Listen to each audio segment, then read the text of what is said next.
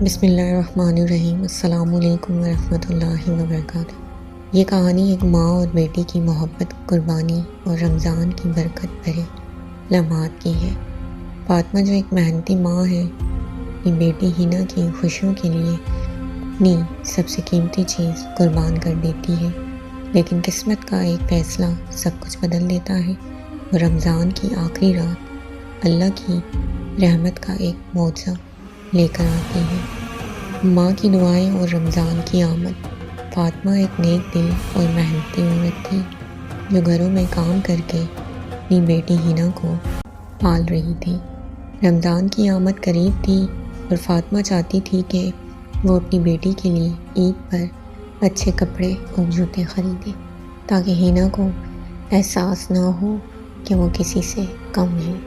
ہر رات جب ہینا سونے لگتی تو فاطمہ اس کے سر پر ہاتھ رکھ کر دعا کرتی، یا اللہ میری بیٹی کی ہر خوشی پوری کر، چاہے مجھے کتنی بھی قربانی دینی پڑے۔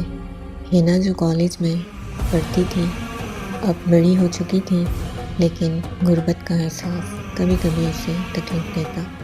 وہ اکثر اپنے دوستوں کو دیکھتی جو مہنگے کپڑے پہنتے اور بڑی بڑی دعوتوں میں جاتے۔ عید کی تیاری اور ایک ماں کی فکر۔ رمضان کے آخری عشرے میں ہینا نے اپنی ماں سے معصومیت سے کہا، امی اس بار میں عید پر خوبصورت جوڑا اور جوتے لینا چاہتی ہوں جیسے میری سہیلیاں خریدتی ہیں۔ فاطمہ نے مسکراتے ہوئے کہا، بیٹا اللہ بڑا کریم ہے، وہ ضرور کوئی وسائل نکالے گا۔ لیکن حقیقت یہ تھی کہ فاطمہ کے پاس زیادہ پیسے نہیں تھے۔ اس کے دل میں ایک ہی خیال آیا، اگر میں اپنا واحد قیمتی سونے کا کنگن بیچ دوں تو ہینا کے لیے نئے کپڑے خرید سکتی ہوں۔ یہ کنگن اس کی ماں نے اسے شادی پر دیا تھا، مگر بیٹی کی خوشی کے لیے وہ ہر قربانی دینے کو تیار تھی۔ بازار کی رونقیں اور ماں کی خاموش قربانی۔ 27ویں رمضان کی رات فاطمہ نے اپنا کنگن بیچ دیا اور ہینا کے لیے ایک خوبصورت جوڑا اور جوتے خریدے۔ جب وہ بازار سے واپس آئی تو اس کے ہاتھ خالی تھے، مگر دل خوش تھا کہ اس کی بیٹی عید پر مسکرائے گی۔ اگلے دن جب ہینا نے نئے کپڑے دیکھے تو خوشی سے چہک اٹھی۔ وہ بے خبر تھی کہ اسے خوشی کے پیچھے اس کی ماں کی کتنی بڑی قربانی چھپی تھی۔ رمضان کی آخری رات فاطمہ نے تہجد میں سجدہ کرتے ہوئے دعا کی، یا اللہ میری بیٹی کو ہمیشہ خوش رکھ، اور اگر ممکن ہو تو میری قربانی کا بدلہ دے دینا۔ تقدیر کا امتحان اور رمضان کی آخری رات۔ عید سے ایک دن پہلے فاطمہ کام پر گئی، مگر واپسی پر ایک حادثہ ہو گیا۔ وہ بے ہوش ہو کر سڑک پر گر گئی۔ لوگ اسے ہسپتال لے گئے، مگر اس کے پاس علاج کے لیے پیسے نہیں تھے۔ جب ہینا کو پتہ چلا تو وہ روتی ہوئی ہسپتال پہنچی۔ اس نے ماں کا ہاتھ پکڑا اور کہا، امی مجھے یہ کپڑے نہیں چاہیے، بس آپ ٹھیک ہو جائیں۔ فاطمہ نے کمزور آواز میں کہا، بیٹا ماں کی خوشی صرف بچوں کی مسکراہٹ میں ہوتی ہے، میں نے تمہیں خوش دیکھ کر اپنی دنیا کما لی۔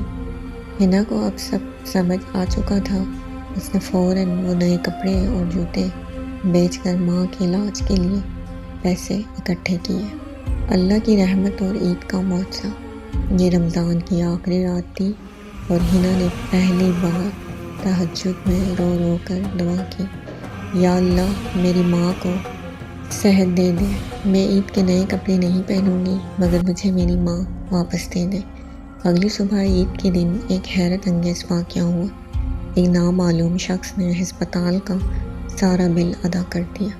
ڈاکٹر نے بتایا کہ فاطمہ کی حالت بہتر ہو گئی ہے اور وہ جلد گھر جا سکتی ہے۔ یہ سن کر ہینا کی آنکھوں میں آنسو آ گئے۔